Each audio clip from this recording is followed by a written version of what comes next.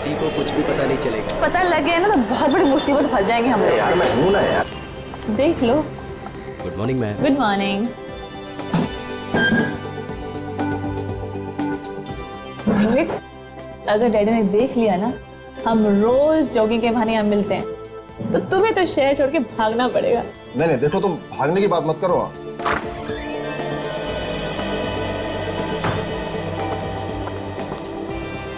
तो पानी वाली दिया सर? आपने ही तो कहा था जब तक मांगे ना पानी मत देना, देना तो मिनरल वाटर। जाके पानी दो।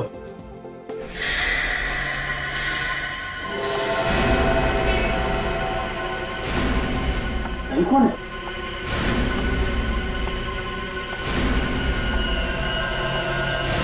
अरे क्या हुआ तुम्हें?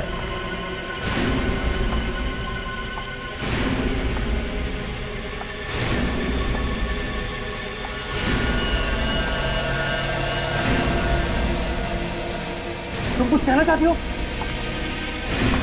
खून? अरे भाई भाई लोगों से तुम कुछ कहना चाहते हो? अरे क्या हुआ सर्दी को? भाई कोई फोन करो सीआईडी को। मैं कहती। Hello hello CID.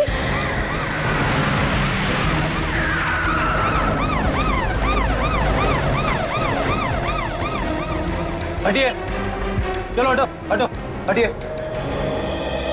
आप लोग भी आइए बात प्लीज। आइए। हटिए चलो।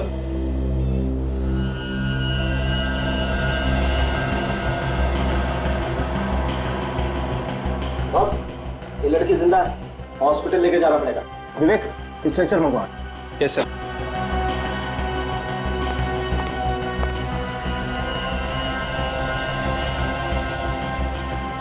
कौन है ये पता नहीं चल रहा है। अच्छा ये बताइए कि आप इस लड़की को जानते हैं? नहीं सर, हमने इसे पहले कभी नहीं देखा। इस लड़की को किसी ने मारने की कोशिश की है। सर हम लोग तो अंदर ही थे सर, जो भी हुआ भारी हुआ, और ये बाहर से अंदर सर इसी हालत में आई थी। सर शायद कोई नुकीला हथियार घुसा है सर में। हाँ फ्रेडी, और ये हथियार बहुत अंदर तक घुसा हुआ है। सर इसे बाहर नहीं निकाल सकते क्या? नहीं, यहाँ पर नहीं निकाल सकते। देखो काफी खून बह गया है, इस हथियार को ऑपरेशन के बाद ही निकाल सकते हैं। इसे हॉस्पिटल लेके जाना पड़ेगा। चलिए चलिए, जल्दी जल्दी चलो जल्दी करो। चल संभल के लिए आओ, संभल के।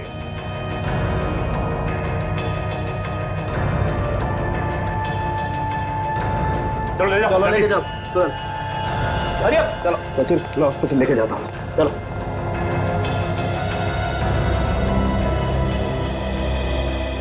आप लोग प्लीज आगे आइए प्लीज। अच्छा ये बताइए कि ये लड़की ये आप लोगों के सामने आई थी ना? Yes sir. तो आप लोगों को पता कैसे नहीं कुछ?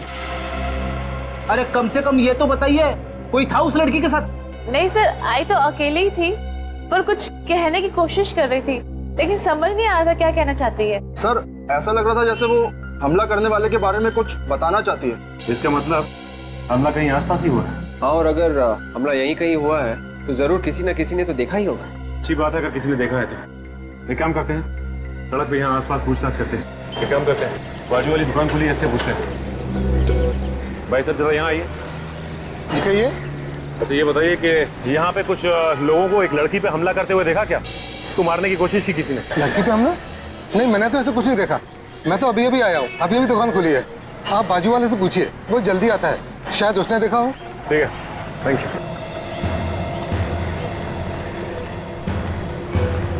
सुनिए, बोलिए क्या चाहिए? एक छोटी सी जानकारी चाहिए। पूछिए। अच्छा ये बताइए कि यहाँ पे आसपास आपने कुछ लोगों को एक लड़की पे हमला करते हुए देखा क्या? उसकी जान लेने की कोशिश की है किसी ने? नहीं तो मैंने तो नहीं देखा। देखिए, उस लड़की पे हमला यहीं कहीं हुआ। यहीं पर हुआ है तो मैंने कैसे नहीं देखा? वही तो हम पूछ रहे हैं, देखा कैसे नहीं? शायद सुबह आने से पहले हुआ हो, क्योंकि जब मैं आया था तब कोई शोर शराबा भी नहीं था। ठीक है, थैंक्स। बड़ी अजीब बात है, लड़की पे हमला हुआ और किसी ने देखा तक नहीं। पहले भी ऐसा हो चुका है। बिल्कुल ऐसे ही वार किया गया था सिर पे। उसमें भी मरने वाले के सिर पे नोकीली चीज से पीछे ही वार किया गया था। एक काम करता हूँ, मैं इस केस के बारे में एसीपी सर को इन्फॉर्म कर देता हूँ।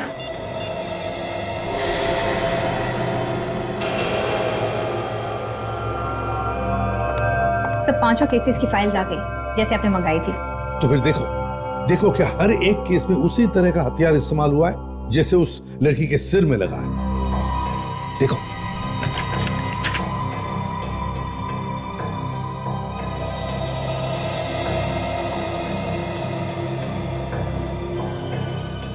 हाँ सर, हथियार तो एकदम वैसा ही है जैसे बाकी के केस रिपोर्ट में दिखाया गया है। और सर पोस्टमार्टम की रिपोर्ट में लिखा है कि इन 5 के खून एक ही तरीके से किए गए हैं। और एक बात नोटिस की तुमने इन 5 केसेस में, ये 5 के 5 खून 3 साल में हुए, मगर हर खून के बीच में 6 महीने का समय बीता है। और सर रिपोर्ट्स में ये भी लिखा है कि 5 की लाशें मठ के किसी दलदल में पड़ी मिली, क्योंकि खूनी जानता है कि दलदल की जैसी कोई अच्छी जगह हो ही नहीं सकती अगर लाश को ठिकाने लगाना है तो। हाँ सर, मगर ये खूनी इस वक्त हो कहाँ सकता है? क्या पता विवेक, लेकिन है तो बड़ा चालाक, इसलिए उसने अपने पीछे कोई सबूत नहीं छोड़ा है। और जैसे उसे पता चला कि सीआईडी उसके पीछे पड़ी है, गायब हो गया। ऐसा लगता है वही खूनी फिर से आ गया शहर में। वही पता लगाना है दया कि क्या ये वही खूनी है या फिर कोई और है जो इसी तरह का हथियार इस्तेमाल कर रहा है खून करने में। तो ये जितने लोग मरे हैं, ये हरीश, सुरेश, रमन, दानिश और मदन, उन 5 की उम्र 25 और 30 साल के बीच में ही थी सर। तुम कहना चाहते हो कि खूनी सिर्फ जवान लोगों को अपना निशाना बना रहा है? हाँ सर, ये बात और एक बात सर। वो क्या? सर सीरियल किलर ने इन 5 का खून किया, 5 के 5 लड़के थे, लेकिन इस बार उसने एक लड़की को अपना शिकार क्यों बनाया? ये बात तो है, एक बार ये लड़की ठीक हो जाए ना तो सारे सवालों का जवाब मिल जाएगा। अब कैसी हालत है इस लड़की की डॉक्टर साहब? अभी तक तो वैसी ही है विजय। डॉक्टर साहब अभी तक ये हथियार निकाला ना इसके सिर में से? नहीं ऐसे तो ये लड़की मर जाएगी। नहीं दया, बल्कि जब तक ये हथियार इस लड़की के सर में है तब तक ये लड़की जिंदा तो है। अगर ये हथियार बाहर निकाल दिया तो बहुत कुछ भी हो सकता है। मतलब मौत? हाँ, बड़ा अजीब चक्कर है, हथियार अंदर है तो भी प्रॉब्लम है और निकाला तो मौत। देखो मैं बताता हूँ, ये हथियार इस लड़की की खोपड़ी में घुस गया और अगर इस हथियार का ये नुकीला वाला हिस्सा अगर इस लड़की की खोपड़ी में दिमाग तक घुस जाता तो बहुत इस लड़की का बचना मुश्किल था। और डॉक्टर साहब कोई और रास्ता तो होगा इस लड़की को बचाने का? नहीं दे, कोई तरीका नहीं, क्योंकि अगर हमने इस हथियार को जरा सा भी छेड़ा तो बॉस हो सकता है इस लड़की के दिमाग की नसों को नुकसान पहुंच जाए।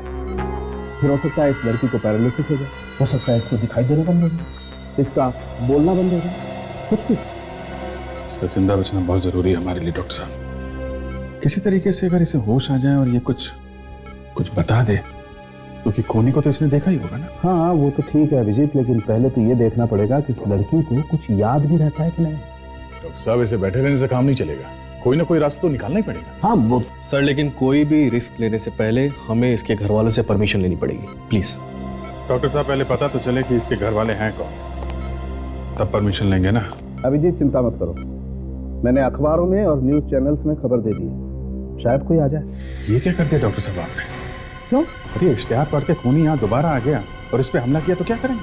और सर एक बात मैं आपको बता दूं, अगर इस खूनी ने इस पे फिर से हमला किया तो ये बेचारी तो चिल्ला भी नहीं पाएगी। इसके सिक्योरिटी का भी इंतजाम हो जाएगा।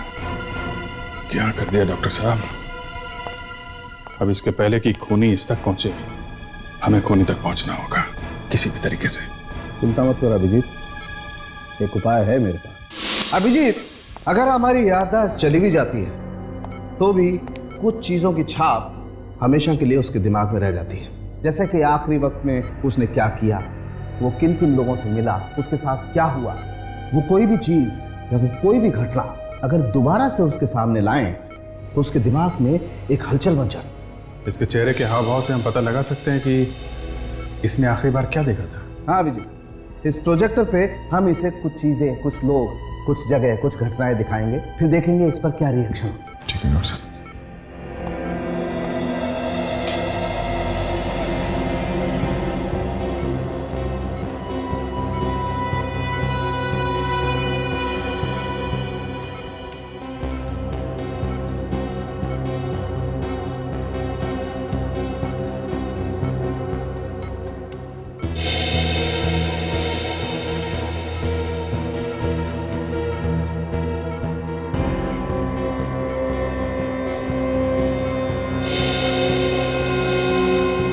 डॉक्टर साहब इसे कुछ क्रिमिनल्स की फोटो दिखाते हैं, खूनी की। शायद उसे देख के कुछ हलचल हो।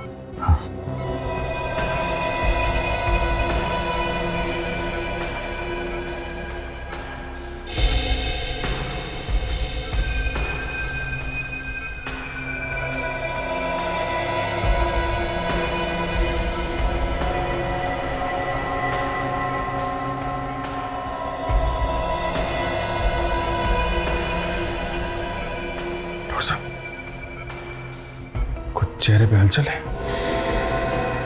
एक्सप्रेशन चेंज हुए इसके। वो पिछली वाली फोटो फिर से लगाइए।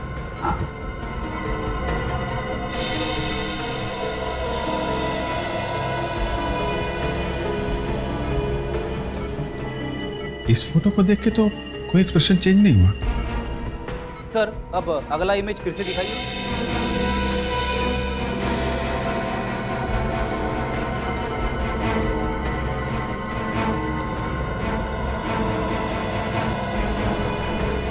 रिएक्ट कर रही है, ये चक्कर क्या है? मैं समझ गया विजय। देखो, इस लड़की ने उस बिल्डिंग पर रिएक्ट किया जहां पर सूरज की रोशनी सीधी बिल्डिंग पे पड़ती है। इसका मतलब साफ है, इस पर हमला ऐसी बिल्डिंग के आसपास किया गया है जहां पर ये सूरज की रोशनी सीधी पड़ती है और रिफ्लेक्ट होकर आती है। मगर सर, ये बिल्डिंग तो यहाँ की नहीं लग रही है। कोई बात नहीं फ्रेडी, इससे मिलती जुलती कोई दूसरी बिल्डिंग होगी। इस लड़की पे हमला सुबह हुआ है कॉफी शॉप में, तो हमें पता लगाना पड़ेगा कि उस वक्त आसपास ऐसी कौन सी बिल्डिंग है जिस पर सूरज की रोशनी पड़ती है। वहीं से कुछ पता चलेगा।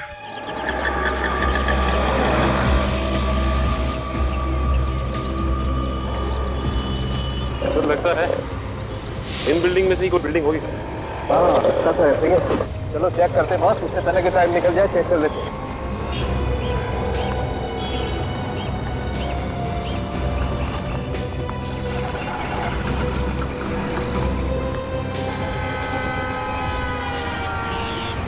यही बिल्डिंग है, ये देखो सर, डायरेक्ट इस बिल्डिंग पर पड़ रहा है।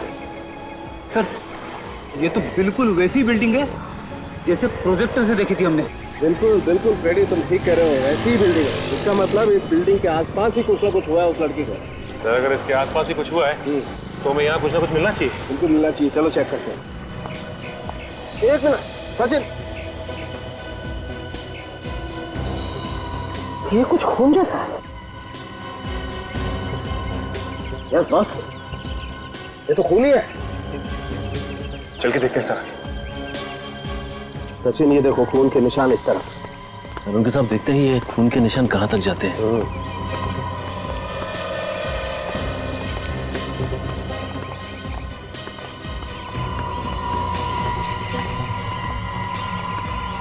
अरे सामने तो गाड़ी खड़ी है। हाँ यार, ये खून के निशान गाड़ी तक जा रहे हैं। इसका मतलब गाड़ी में जरूर कुछ ना कुछ है। देखो कहाँ पर है निशान। गाड़ी के आगे तो खून नहीं है, खून यहीं तक है सर। मतलब ये निशान डिक्की में से निकल रहे हैं। इसका मतलब इस डिक्की के में कुछ, अरे यार डिक्की का लॉक तो खुला हुआ है। ओह माय गॉड, लाश जरा निकालो।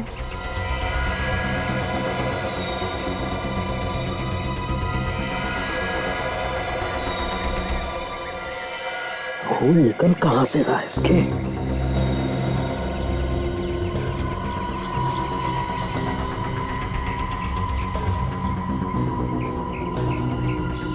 ये देखो बॉस, यहाँ सर पर है ये चोट का निशान, और ये भी उसी हथियार से मारा गया है जिस हथियार से वो लड़की मारी गई है। नुकीला हथियार, घाव काफी गहरा है बॉस। काजल देखो इसके पास से कुछ आईडी वाईडी मिलता है क्या?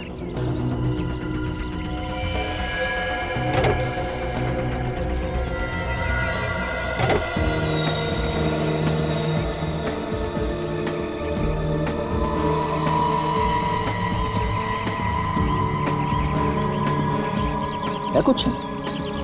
नहीं, कुछ भी नहीं मिला। सर, कार की पिछली सीट पे खून लगा है। यस, और आगे की सीट पे भी बहुत सारा खून है। एक मिनट जरा सैंपल ले लेते हैं।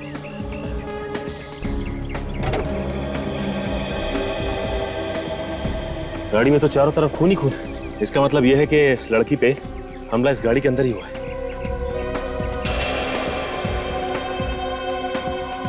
देखो विवेक, कुछ और मिलता है क्या?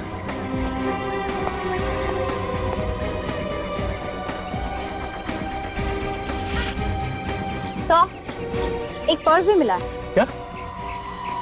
एक लाइसेंस मिला है, निशा के नाम पे है। तो कहीं ये वही लड़की तो नहीं जो हॉस्पिटल में है?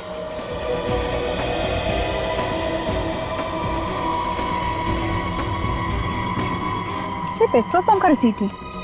कल शाम को इस गाड़ी में पेट्रोल भराया गया था क्रेडिट कार्ड से। एक बात तो साफ हो गई, जिस लड़की के सिर में नुकीला हथियार घुसा है, ये कार उसी की है और उसी का नाम निशा है। सचिन, मैं इस लाश को लैब लेके जाता हूँ। हाँ सर। फ्रेडी काजल, तुम इस सोमगम पेट्रोल पंप पे जाके देखो, कुछ मिलता है क्या?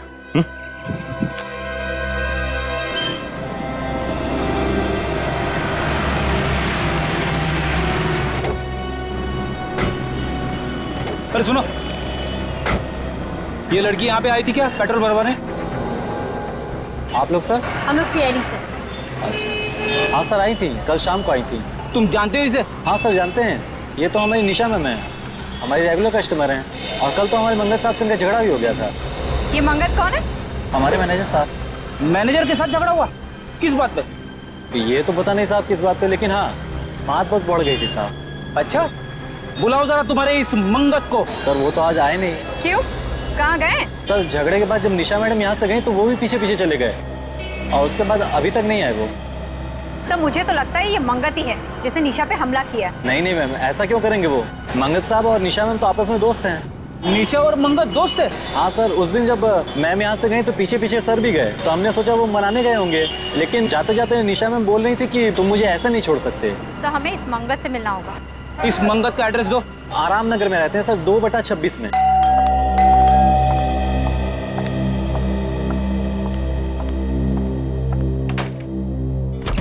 जी कहिए। मंगत कहाँ है? आप ऐसे घर में कैसे घुसे? आप लोग हैं कौन? हम लोग सीआईडी से। सीआईडी मेरे घर में? जी हाँ, सीआईडी आपके घर में। ये बताइए कि आप हैं कौन? मैं नीरू, मंगत की पत्नी। आपके पति मंगत ने निशा का खून करने की कोशिश की है। What? खून? जी हाँ। कौन निशा? मेरे पति ऐसा नहीं कर सकते। मगर उन्होंने ऐसा किया है। वो लड़की निशा हॉस्पिटल में जिंदगी और मौत के बीच में झूल रही है। ये बताइए कि आपका पति मंगत है कहाँ इस वक्त? जी मुझे नहीं मालूम, वो पता नहीं अचानक से कहाँ चले गए। पता नहीं कहाँ चले गए? मतलब? अचानक से गायब हो गए। कब से गायब है? परसों रात से। परसों रात से? वो परसों रात से गायब है और आपने उन्हें ढूंढने की कोशिश नहीं की? पुलिस में कोई कंप्लेन नहीं लिखवाई आपने? देखिए, परसों रात को जब मैं ऑफिस से घर आई तो मैंने देखा वो घर पर नहीं। मैंने उन्हें फोन किया पर उनका फोन बंद आ रहा था। मैंने सोचा किसी जरूरी काम से शहर से बाहर गए होंगे, वापस आ जाएंगे। विवेक, रेडी?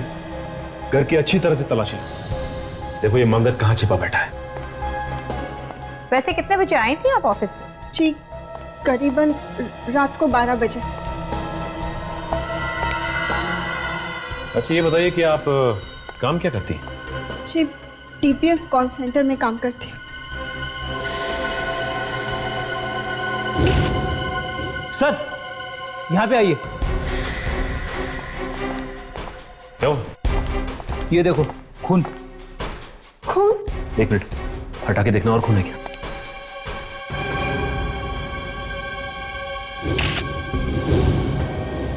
ओह माय गॉड, इतना सारा खून।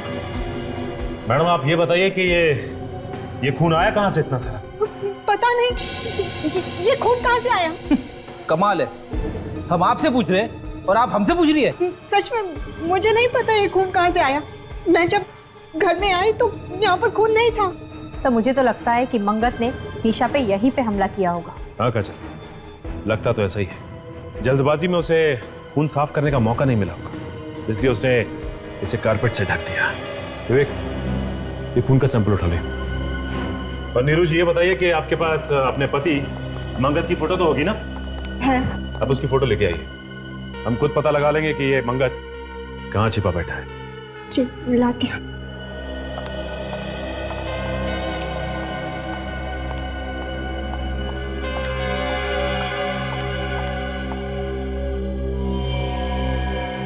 इस मंगत की फोटो को हर पुलिस स्टेशन, हर अखबार और हर न्यूज चैनल में दे दें। कोई ना कोई तो हमें इसके बारे में जरूर बताएगा। पर मैडम, आपको अगर कुछ पता चले हमें जरूर बताइएगा।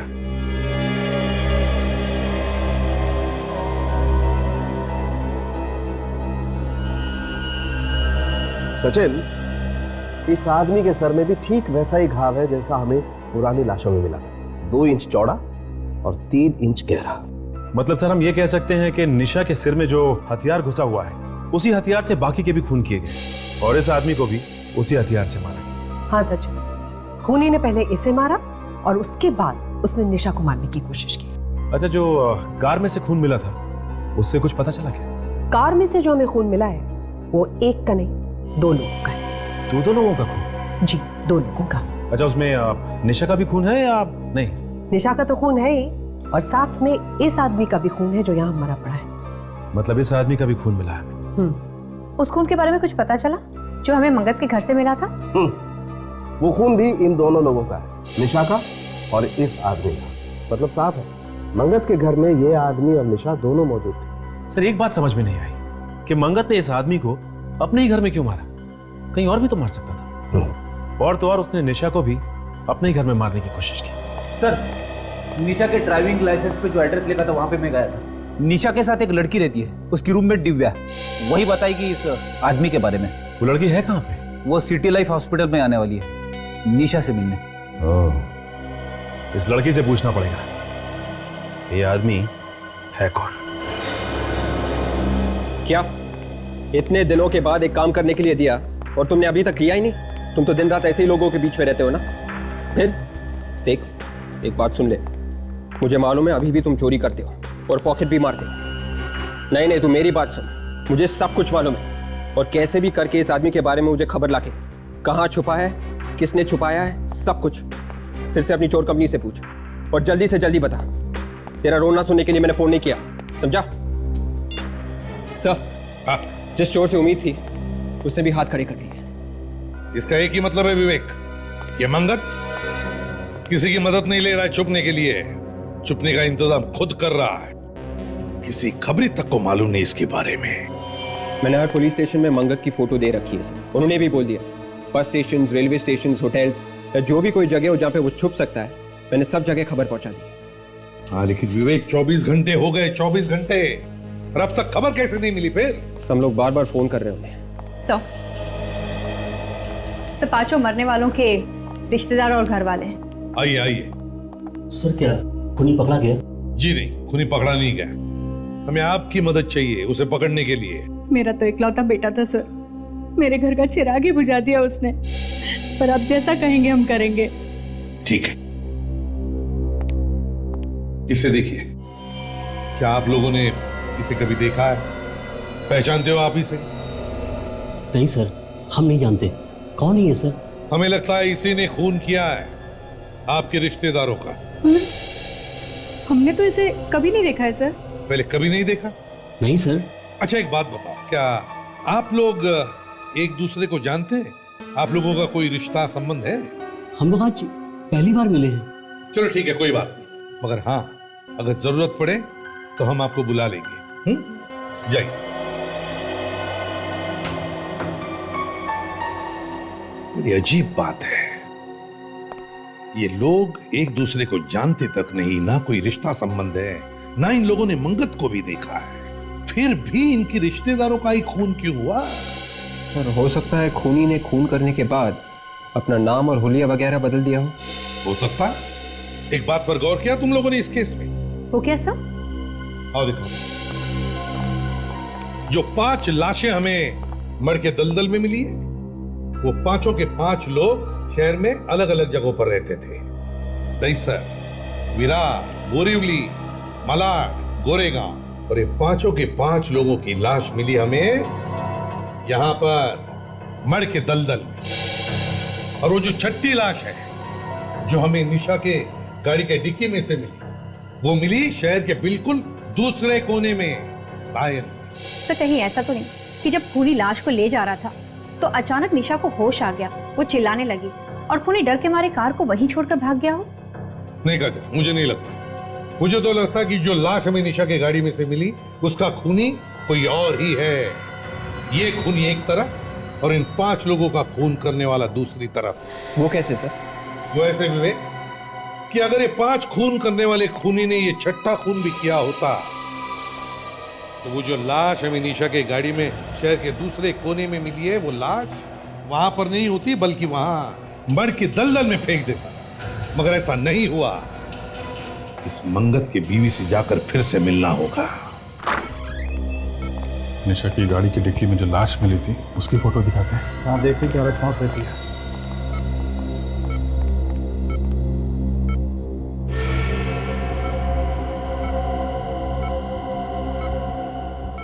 चेहरे पे खुशी आ गई है,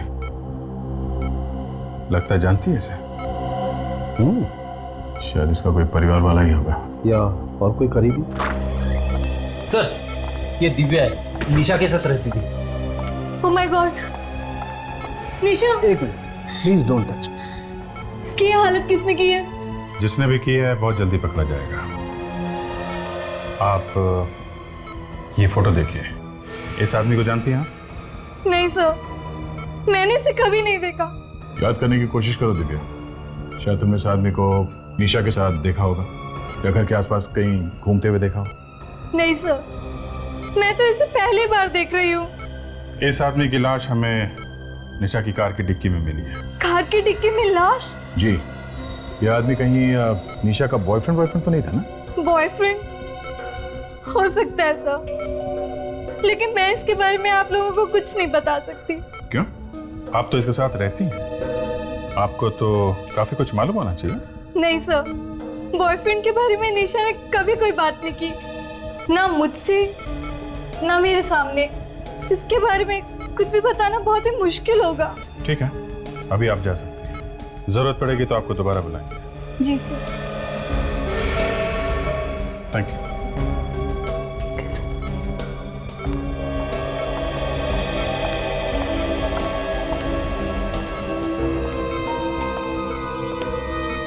लगता है ये लड़की कुछ छुपा रही है।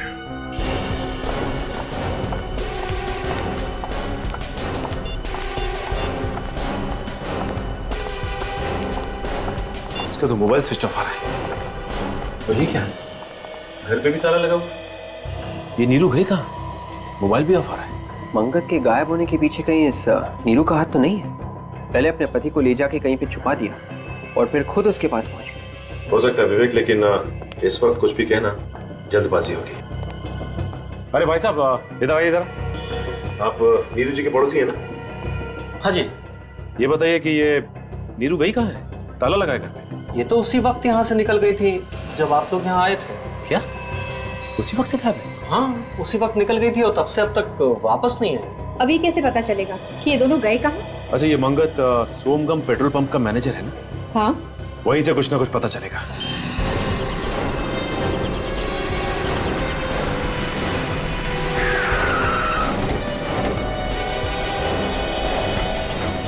क्या हुआ है यहाँ पे? इतने सारे लोग काम धंधा छोड़ के कैबिन के बाहर क्यों खड़े हैं भीड़ लगा के? तो मुझे तो लगता है कोई गड़बड़ हो गई है।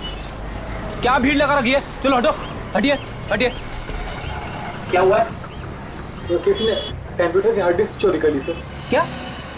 इतने सारे लोगों के सामने कंप्यूटर की हार्ड डिस्क चुरा ली, वो भी दिन दहाड़े? चारों तरफ लोग ही लोग हैं। ये क्या है? कमरे का सारा सामान भी बिखरा पड़ा है। किसने किया है? पता नहीं सर। पता नहीं मतलब? आप लोग थे ना यहाँ पर? मैम हम लोग तो उस तरफ काम कर रहे थे और कमरे में कोई भी नहीं था। एकाएक मैं यहाँ आता हूँ तो देखता हूँ कि कंप्यूटर की हार्ड डिस्क गायब है और सारा सामान बिखरा पड़ा है। किसी को देखा यहाँ से भागते हुए? नहीं मैम, भागते तो किसी को नहीं देखा। नहीं नहीं नहीं, तुम झूठ बोल रहे हो। सर मैं झूठ क्यों बोलूंगा सर, मैं तो पहले ही से डरा हुआ हूँ। हार्ड डिस्क चोरी होगी, उसमें सारे रिकॉर्ड थे। अब मालिक अलग से तंग करेगा। एम्प्लॉयज का सारा रिकॉर्ड्स भी था उसमें? हाँ सर। अच्छा, मंगत के बारे में तुम और क्या जानते हो? मैम मुझे और कुछ भी नहीं मालूम, जो भी मालूम था सब बता चुका हूँ। ये मंगत कितने दिनों से काम कर रहा था यहाँ पे? यही कोई 2 महीने।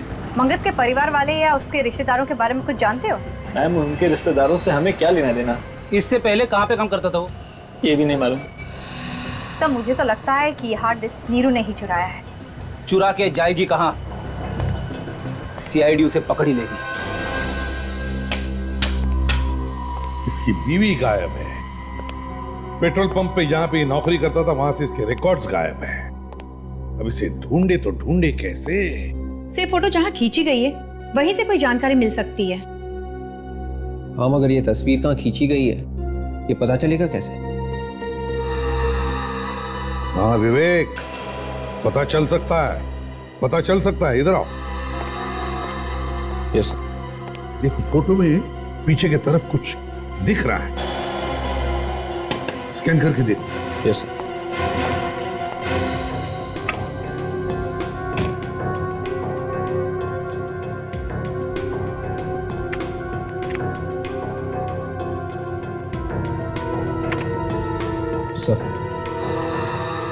ये देखो विवेक, इस आदमी के पीछे देखो, है ना, एक लाइट रखी गई है, वैसी लाइट जैसे एक फोटो स्टूडियो में रखी होती है फोटो खींचते वक्त। हाँ सर। लगता है ये फोटो किसी फोटो स्टूडियो में खींचा गया है। लगता तो वही है। और जरा जूम करो इसमें।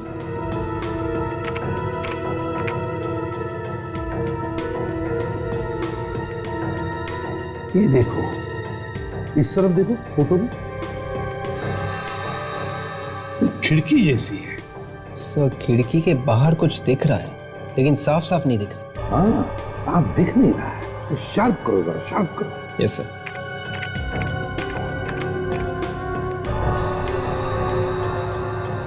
हाँ हाँ,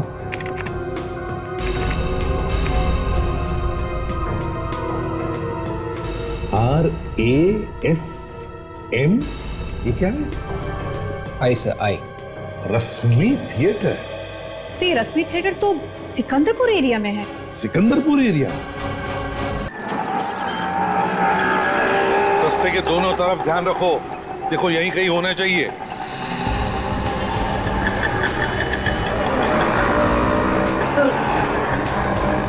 यहाँ तो रश्मि थिएटर दिख रहा है सर। इसका मतलब इसके अपोजिट फोटो स्टूडियो होना चाहिए।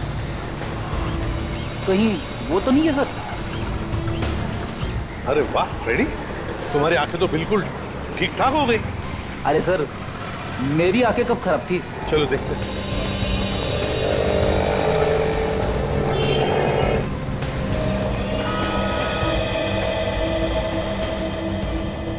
यही वो स्टूडियो है। हाँ सर, ये वही स्टूडियो है जिसे आप ढूंढ रहे हैं। हमारे किसी कस्टमर ने भेजा हुआ आपको। जी नहीं। इसे पहचानते हो आप?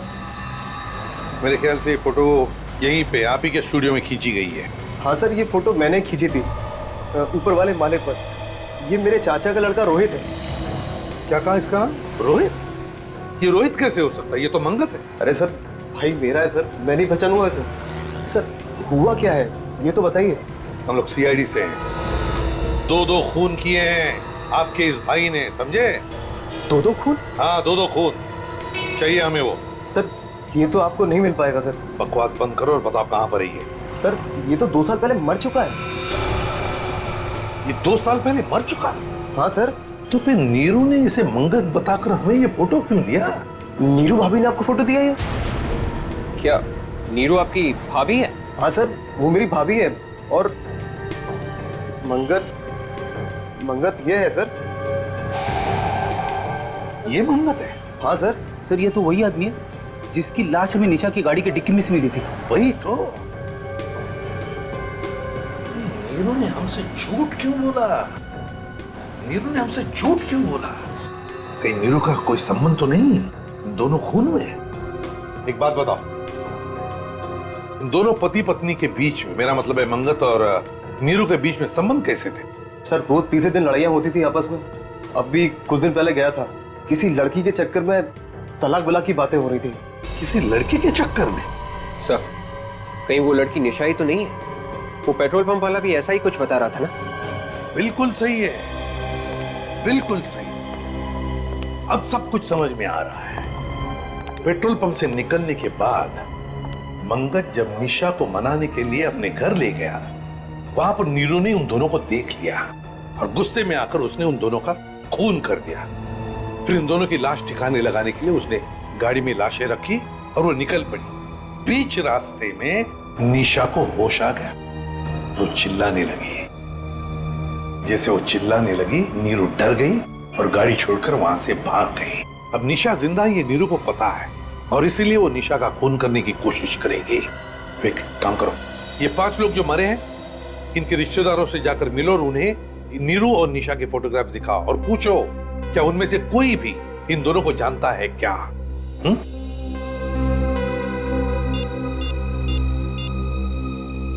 अभिजीत, जल्दी सिटी लाइफ हॉस्पिटल पहुंच जाओ, फ्रेडी भी वहीं पर आएगा।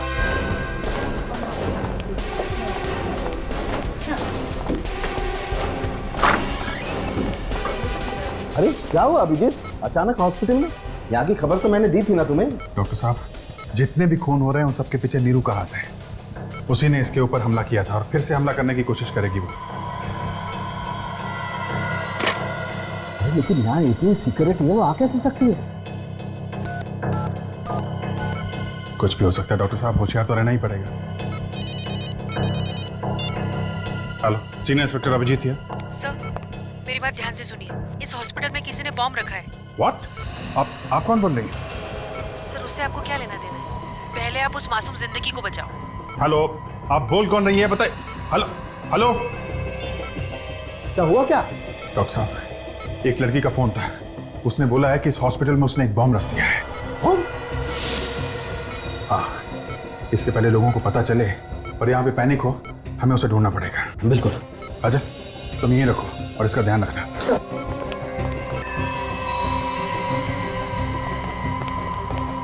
पूरा हॉस्पिटल अच्छी तरीके से चेक करना पड़ेगा। बम स्क्वाड को फोन करो। सर, कहीं उनके आने से पहले बम फट गया तो? क्या मतलब, भागना चाहते हो? भागना है तो अभी निकल जाओ, निकलो यहाँ से। सर, मैं अपनी जान देने के लिए तैयार हूँ सर। ठीक है, ढूंढो। तब तक मैं चेक करता हूँ ये नंबर कहाँ से का था।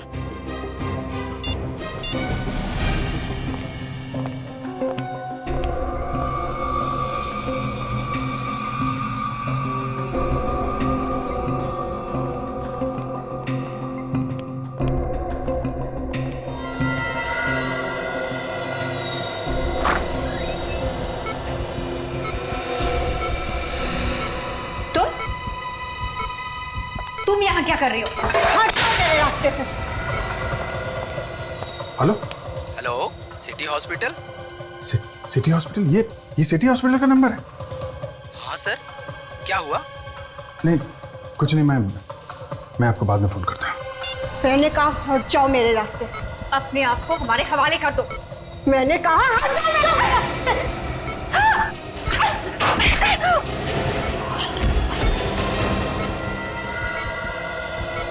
इसका मतलब नीरू यहीं पे है। आज मैं तुझे नहीं छोड़ूंगी। तूने मेरे से मेरा सुहाग छीना है। क्या हुआ? सर, वो बॉम्ब की बात नकली थी। नीरू यहीं पे है, इसकी जान को खतरा है। आज मैं तुझे नहीं छोड़ूंगी। नीरू, तुम्हारा खेल खत्म हो गया। इसने मेरे पति मंगत का खून किया है। मैं इसे नहीं छोड़ूंगी। नहीं नहीं, देखो, जो तुम कर रही हो बहुत गलत कर रही हो। ये चाकू मुझे दो। मैंने कहा हट जाओ मेरे रास्ते से। जाओ यहाँ से। देखो, अगर इसने कुछ किया तो इसकी सजा कानून देगा। ये चाकू दो मुझे। नहीं दूंगी, कहा ना। चाकू।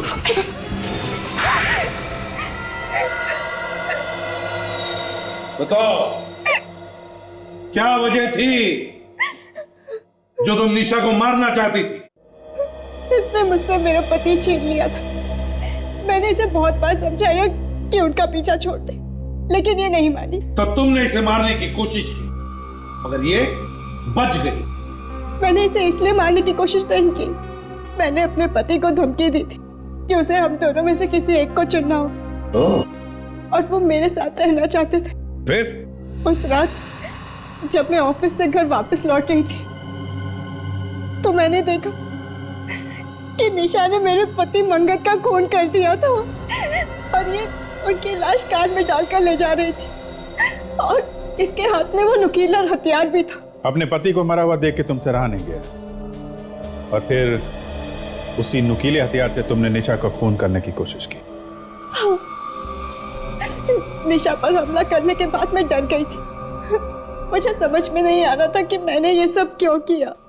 फिर क्या किया तुमने? मैं दोनों को उसी कार में डालकर ले जा रही थी कहीं दूर फेंकने के लिए, लेकिन रास्ते में निशा उठ गई और मुझे लगा कि ये चिल्ला देगी और मैं पकड़ी जाऊंगी, इसलिए मैंने गाड़ी वहीं छोड़ दी और मैं भाग गई। तो मंगत का खून निशा ने इसलिए किया क्योंकि मंगत इसे छोड़ने वाला था, है ना? हाँ। सर आपने जिस कनेक्शन के बारे में पता करने के लिए कहा था, निशा और उन मरे हुए 5 लोगों के बीच कनेक्शन मिला? हाँ सर, आपका शक बिल्कुल सही निकला सर। निशा को वो सब लोग जानते हैं सर। उनके परिवार वालों ने यह भी कहा है कि निशा का उन सब के साथ अफेयर चल रहा था, और जैसे ही निशा ने उन सब के साथ संबंध तोड़ा, उसके कुछ ही दिनों बाद उन सब का खून हो गया। तो निशा ही वो सीरियल किलर है जिसकी हमें तलाश थी। 6 खून किए इस निशा ने। मगर नीरू, तुम माना कि निशा ने तुम्हारे पति का खून किया, लेकिन इसका मतलब यह नहीं कि तुम कानून को अपने हाथ में लो। पुलिस की मदद ले सकती थी तुम, लेकिन तुमने नहीं ली। अब इस गुनाह की सजा भी मिलेगी तुम्हें, शायद जिंदगी भर जेल।